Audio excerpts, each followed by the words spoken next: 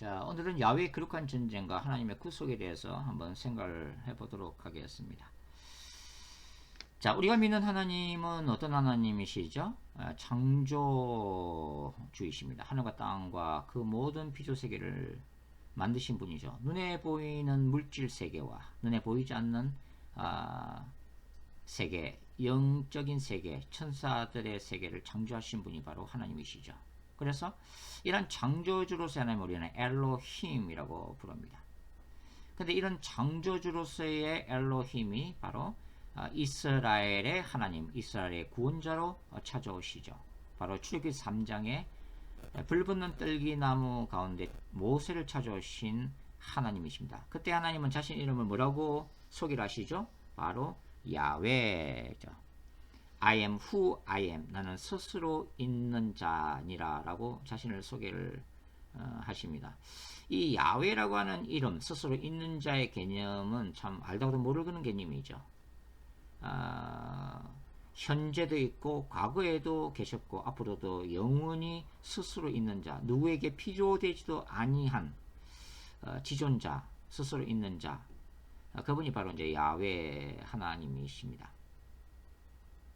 자, 이렇게 창조주 되신 하나님이 이스라엘의 구원자로 찾아오셔서 바로 이스라엘에게 언약적 이름으로 알려져 있는 이 야훼라는 이름을 계시를 하시는데요. 이 야훼 하나님이 바로 이제 모세를 통해서 이집트에서 일으킨 10대 재앙. 그래서 모세는 하나님 어떻게 인식해요? 바로 이스라엘 위해서 전쟁하시는 하나님으로 인식을 하게 되죠. 바로 출애굽기 그 14장에 보시면 바로 홍해 바다 앞에서 모세가 뭐라고 얘기합니까? 13절을 보시면 모세가 백성에게 이르시되 너희는 두려워하지 말고 가만히 서서 야훼께서 오늘 너희를 위하여 행하시는 구원을 보라. 너희가 오늘 본 애굽 사람을 영원히 보지 못하리라. 그 다음에 14절 뭐라고 그랬어요? 야훼께서 너희를 위하여 싸우시리니 너희는 가만히 있을지어다. 이스라엘 위해서 전쟁하시는 거룩한 용사로서의 하나님의 개념을 바로 모세가 선언하고 있는 거죠. 그 이제 이런 홍해를 가르치는 바로 이 사건이, 이 기적적인 사건이 바로 뭐예요? 거룩하신 하나님이 이스라엘 위해서 행하시는 거룩한 전쟁이라고 하는 그런 신학적인 의미를 가지고 있다고 하는 거죠. 바로 10대 재앙이 바로 이제 그런 것이죠. 우리가 출애굽기 12장 12절 읽어보시면 하나님이 뭐라고 말씀하시죠? 애굽의 모든 신을 내가 심판하리라. 나는 야훼니라. 이렇게 말씀을 하시죠. 그러니까 하나님이 그 이집트를 심판하실 때 이렇게 썼던 이 10대 재앙은 하나님의 하나님이심, 능력 있는 하나님이심을 드러내는 어떤 기적적인 사건일 뿐만 아니라 뭐예요?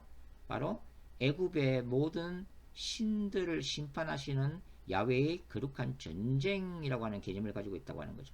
왜냐하면 당시 이 고대 이집트인들은 자연 만물들을 신으로 숭배를 하고 있었기 때문입니다. 그러니까 이 10대 재앙이라고 하는 것은 뭐예요?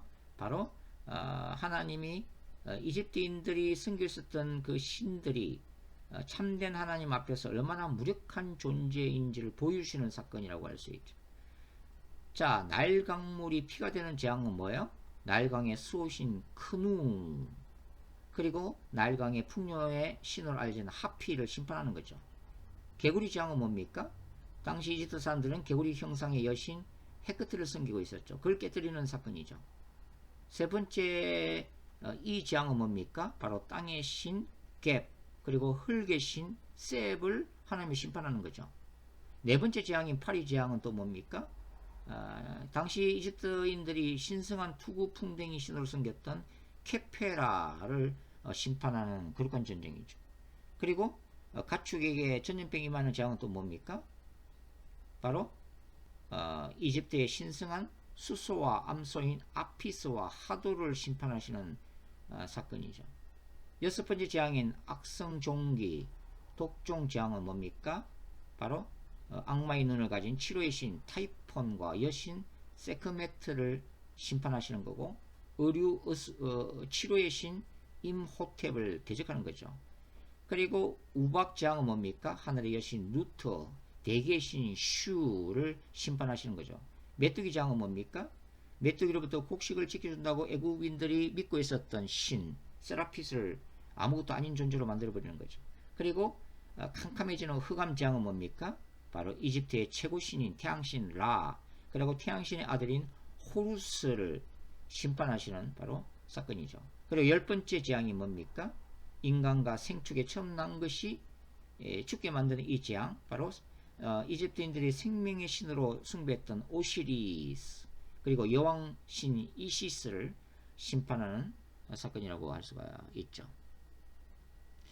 자, 이 출애굽 사건, 특별히 열 번째 재앙, 이 장자, 이스라엘의 장자를 바로 죽음의 신으로부터, 죽음의 천사로부터 구원해 주시는 이 유월절, 패스오버, 죽음의 신이 이집트의 장자들을 치지만은 고센 땅에 살고 있었던 이집트인들은 어린 양의 피를 문설주에 바름으로써 패스오버, 그 죽음의 천사가 지나가는 바로 이 열 번째 이 재앙에서 바로 하나님은 어떤 계명을 주세요?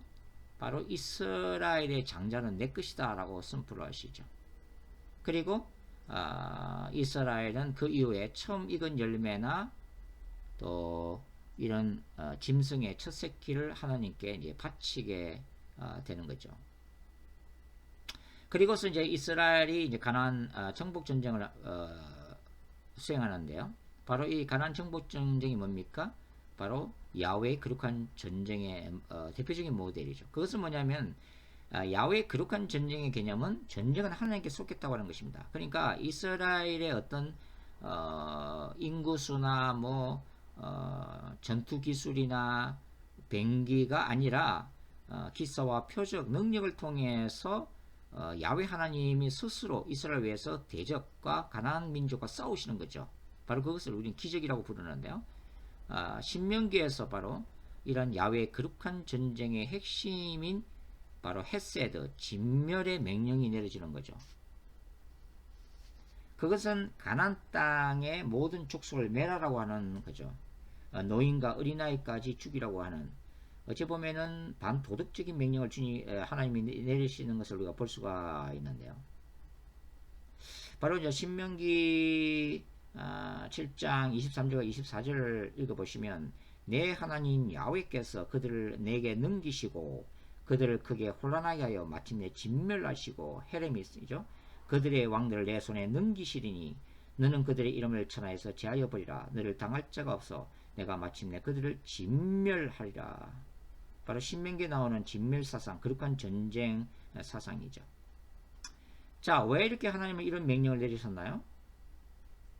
물론 이스라엘에게 아브라함에게 약속하신 그 언약, 가나안 땅을 기업으로 주시겠다는 그 약속을 성취시킨과 동시에 뭐죠? 이 거룩한 전쟁, 진멸의 핵심은 하나님이 미워하시는 죄악에 대한 심각한 심판이죠.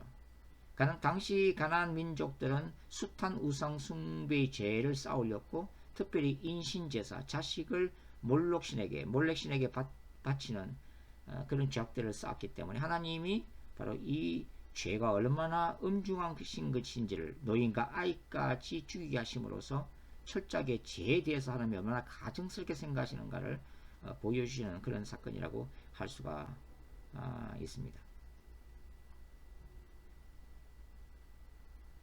자, 그래서 이 진멸사상, 야훼의 거룩한 전쟁은 이스라엘을 구속하신 그 하나님의 입장에서는 모든 것이 하나님의 소유가 된 거죠. 자, 여리고성을 무너뜨리고 난 후에 이제 아이성 싸움이 일어나는데요. 그때 이제 아간이라고 하는 사람이 범죄하게 되죠. 바로 여리고성을 함나고 난 다음에 그 보물 일부를 몰래 숨겼기 때문인데요. 바로 이 아간의 죄 때문에 그 다음에 아이성 전쟁에서 이스라엘 공동체가 실패하게 되는 것을 알 수가 있습니다. 하나님은 이 특별한 경우를 제외하고는 이 정복한 성의 모든 소유를 손에 대지 말라고 하시죠. 왜냐하면 이스라엘의 힘으로 싸워서 쟁취한 것 같으면 전리품이 되는데 하나님이 그분의 능력으로 스스로 승리하신 사건이기 때문에 바로 그 모든 소유가 이스라엘 소유가 아니라 하나님의 소유라고 하는 거죠. 그래서 철저하게 하나님께 드리는 희생 제물의 개념을 갖게 된 것입니다.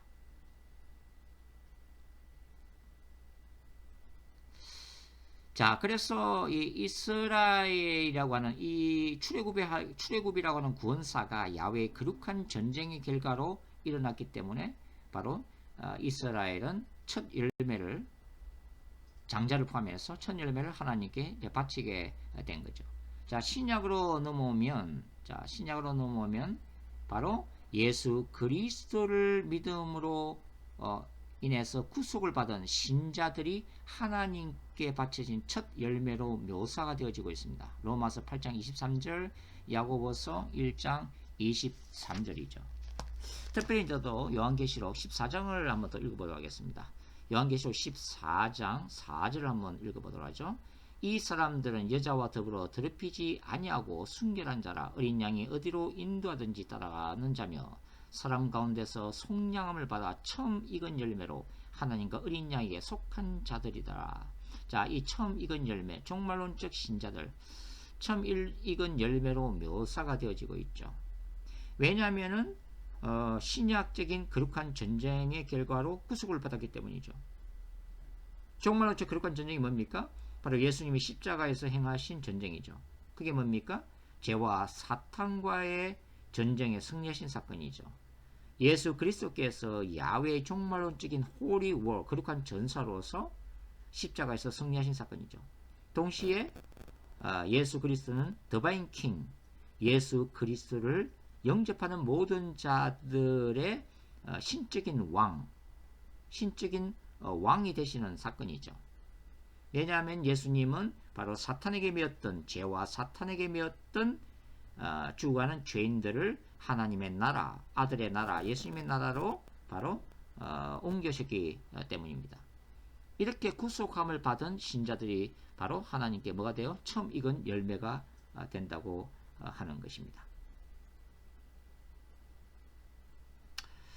그러고신 아버지 하나님, 그렇습니다. 우리 모두는 야훼께서 그리스도를 통해서 행하신 이 종말론적인 거룩한 전쟁을 통해서 구원받은 하나님의 자녀들입니다.